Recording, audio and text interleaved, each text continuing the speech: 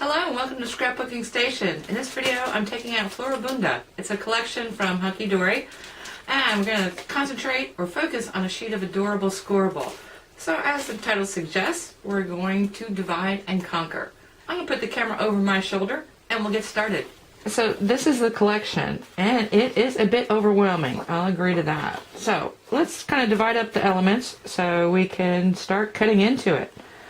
So first off, it's a double collection. You've got two of everything. So I'm just going to talk about unique designs. So you've got 8 unique patterned adorable scoreable. There's no foiling on it. It's just pretty much focusing on craft and pastels. So that's a really great combination.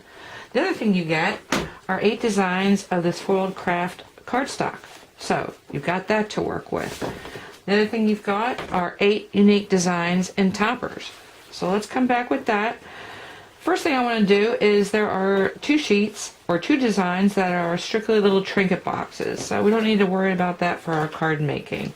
The other is little mini topper sheets. So we're really not going to worry about that for this card. So we've got 5 patterns. Now as it happens, these can go with any of these. So you've got a little more variety. So the first thing I want to do is kind of pick out this piece of adorable scoreable because I want to attack it the same way I would any collection. So let me move all this out of the way and we'll get started. So this is my piece of adorable scoreable, and if you've ever watched me work with Hunkydory before, you know I like to pick the low-hanging fruit, and that would be this piece here. So first off, I really kind of want to decide on, based on how much of this I want to cut off from the main piece, what my finished card size is going to be. So I decided that I am going to work with a 4 by 7.5 finished card. So that means, well, first off, I cut 4 inches off of my main sheet. So we're going to put this away for now. Also, if you've watched my Hunkydory, you know I'm not going to leave you hanging with that kind of plain piece. We're going to do something with that in the next 2 projects. So once I had that piece cut off, I knew I needed a finished panel that was 3.5 by 7. 3.5 by 7. Let me say that again. So I decided where on this I wanted to go, and I made myself 2 1/4-inch strips off of this side. I know one of these needs to go on the inside, and possibly one of these will come back to the front. So the other thing I wanted was kind of this tag, or an opportunity to create a tag with this top piece, but this can be used on this card or another card, so right now that goes into the bone pile, as does this piece. I could end up going this way or this way because what I want to do now is take advantage of this nice little artwork. Now I could just mat and layer. Let me bring in my card base, and what I've decided to throw it in as a focus color. Because I'm not going to use any of the toppers that are gold foiled, I can go with any specialty or actually plain cardstock I want. So I've chosen a bold satin color that matches the bold in the red. So really, if I wanted to, I could just mat and layer this, throw on a tag, and then my card would be finished. But I don't want to do that. I want to focus on this curve. The other thing is, this artwork almost begs for these roses to be popping off of this card base. So ultimately, what I want to do is create a lifted couple of roses. So maybe this one down lower than this one. And I'm also going to lift up half of this panel on this curve line. So let me get over it and we're going to continue.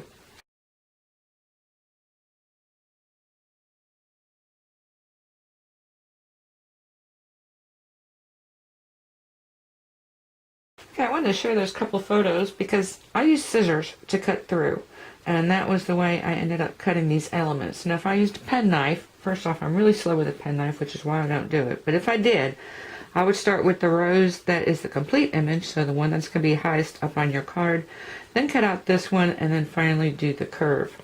So while I was at it, why not take advantage of the fact that this is not coated, so they call it Matte-tastic. So I stamped it, added some Nuvo drops, so I've got a couple little stamps there, and I've got this ready to go as well. And then lastly, on my tag, I initially used that piece that was left over with a pearl white, and that, you know, I even tried inking the back to bring it out, so that kind of disappeared. So I went back and created, with another piece of cardstock, this. These are the 10 tags and trims that I'm using for die cuts here. And then I've got my Nuvo drops, and little stamps came from Paper Wishes. One is Janie's Girls, So I took the little rose out of here, and then I got some paper pumpkin stamps from Stampin' Up. So took this little guy here. So just any kind of little things that usually come with a set of stamps works into these little checkerboards.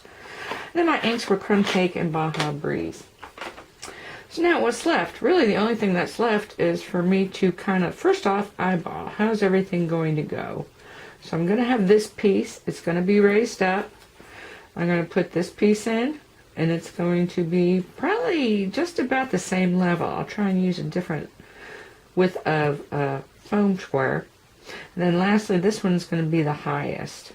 And if I need to add some bows or maybe some buttons, I will. And need to consider if I want to put this down. You know what? I'm not going to, because I've got that border from that cut. So couple tag is going to kind of stem off of that, and of course bow and probably some buttons.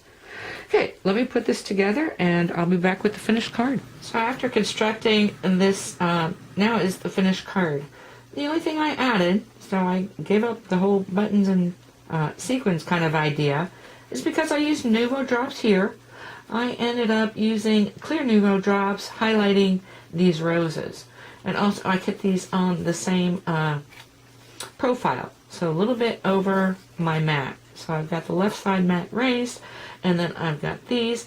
Added some Nuvo drops here as well, so kind of extended that. Now if you don't have Nuvo drops, just a clear embossing powder would work as well, because you've already got embossing here.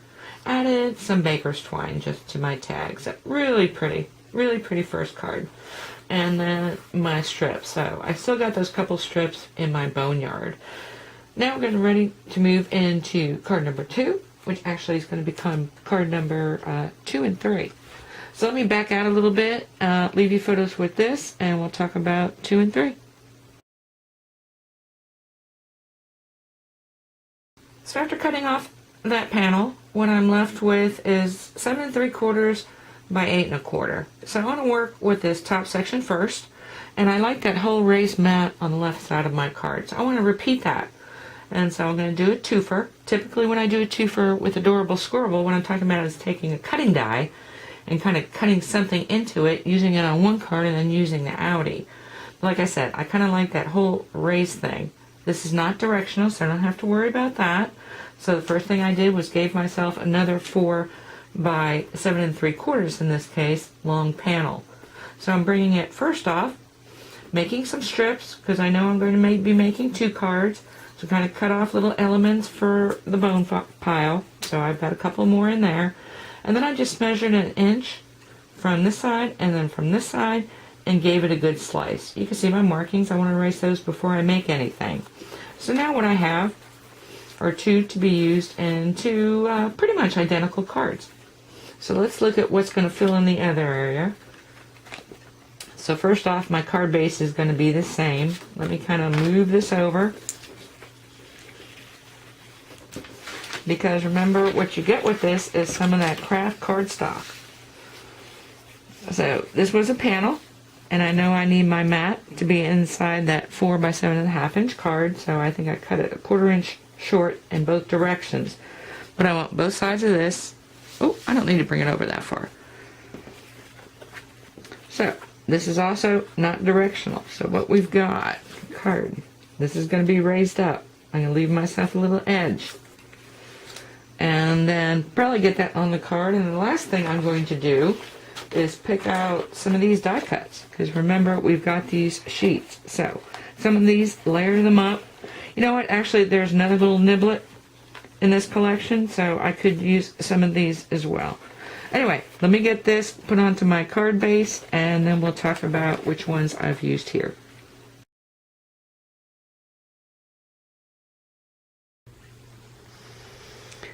Okay, this is how the pair turned out. So again, I did the same thing, kind of eyeballed everything, kind of divided up some of these little die cuts. And then lastly, since I've got the gold showing up here, these are all very fine lines of gold, and I wanted some of this gold to pop. So I just grabbed, this is actually from a rose collection, this is from Tattered Lace, I think it's Blissful Blooms, but this is the rose foliage. So I tacked on some of that in gold mirror. Then I got a little strip here. I didn't want any depth to it, and so what I did is slice off a piece of a mirror dazzle. So this comes from Paper Wishes, just sliced off the edge. And this way it's also self-adhesive, so I didn't have to worry about that. On the inside, I actually rooted around for another tag or another die cut from one of the other sheets. Kind of used those leftovers here. And then on the inside, just a simple stem and flower. So that's numbers 2 and 3. And so remember, we've got the last panel. So let me go ahead and talk about that, because it's 4 1/4 by 7 3/4. And I think I'm going to do something with the gate. So again, I'm going to divide it up. I'm not going to make it as tall. What I want to incorporate this time is the foiling with the butterflies. And so I found a large topper with the same sort of butterflies on it to kind of marry up with that. So let me cut that up and I'll be back. The last card in the set for this piece of adorable scoreable. And so it is a gatefold. I ended up putting a window, and that is just a great way, if you've got a large topper, to have it kind of show up in the front of your card, but also when it is open and probably displayed. I would imagine it would display something like this. So I did add a piece of acetate, and I cut this a circle and created the frame from the butterflies. So I've got the matting, and I showed you that photograph of kind of the in process, because when I do something like this, I typically use 3 nested shapes. So the medium one gets cut into the card base. I kind of treat this or create my panel or the mat and layer as one piece, and that also gets medium, and I got a little bit of a leeway because then my frame here is cut with the smaller and the larger. Of course, since this is going to show up on the inside, I used a piece of craft cardstock and used the medium and the larger to kind of cover up the edges. The only other thing I've added besides the kit elements, the other thing is the some dazzles. So I've got these nice little filigree kind of heart dazzles from Paper Wishes. Pop that on there, a couple elements. So really pretty. Okay, I'm going to leave you photos of this, and I want to introduce something which is really cool. And I thought this is really kind of a cool way to leave you with what was cut out of this piece, but we're going to do something else with this. So let me leave the photographs, and I'll be back. Now, I've recently been educated that this is actually called a one-sheet wonder, and this is for an A4.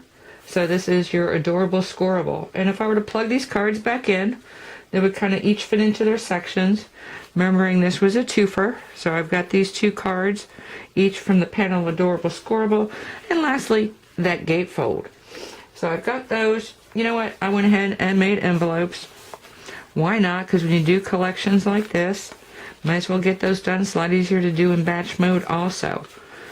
But so I've taken this, and now let's take out another collection, because one sheet wonder, or I'd like to call it a roadmap, is only good if you can reuse it. So I've took out another collection. This is Party Penguins. This is more of a standard Hunkydory collection, in that you've got a sheet of toppers, and typically you've got a piece of adorable scoreable that is coated, that's got a nice pattern, coordinating pattern on it, and then you've got a foiled piece. So let me pull this out. I'm going to leave you some cut lines, and we'll look at those finished projects.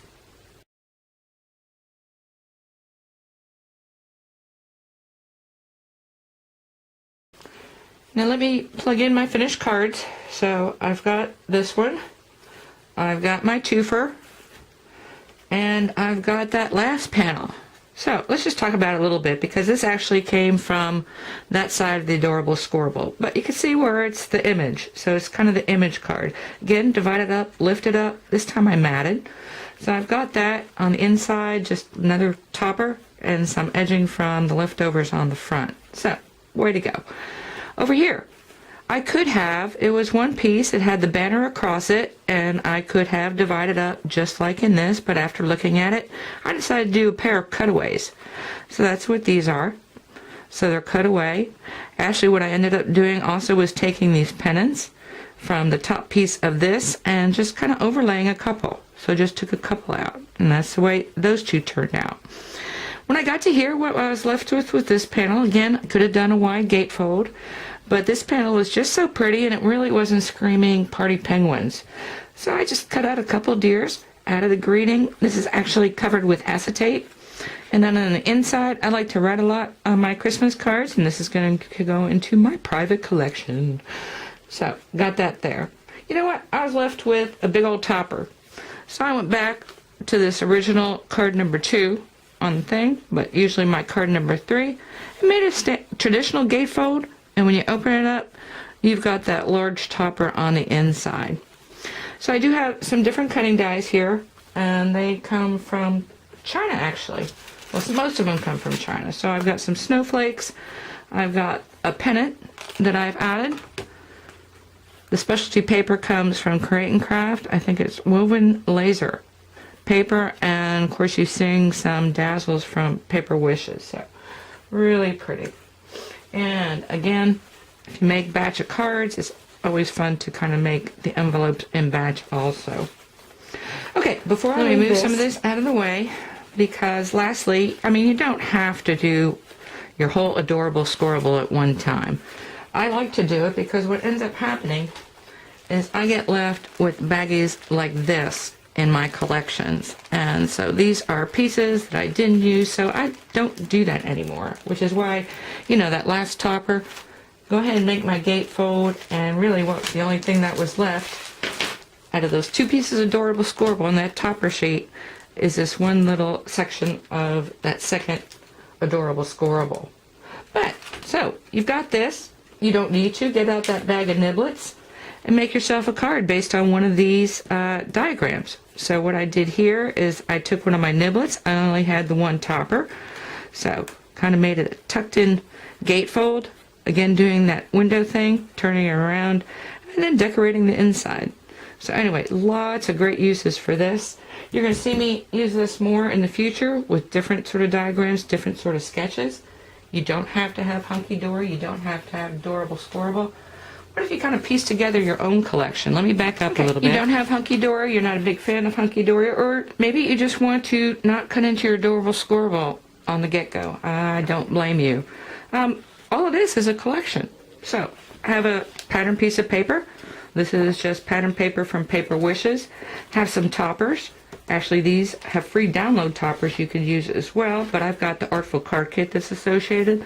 Some dazzles, and piece it together that way. So like I said, if you're uncomfortable cutting into Adorable Scoreable, or if you don't have it, this still works. Because really, the rub is, this collection of cards took me 1/10 the time of that Florabunda. And that's because I already had this and was able to cut it all together, divide up my toppers, and make my cards. Anyway, I sure hope you took something with you you can use in your own card making, and I thank you for watching.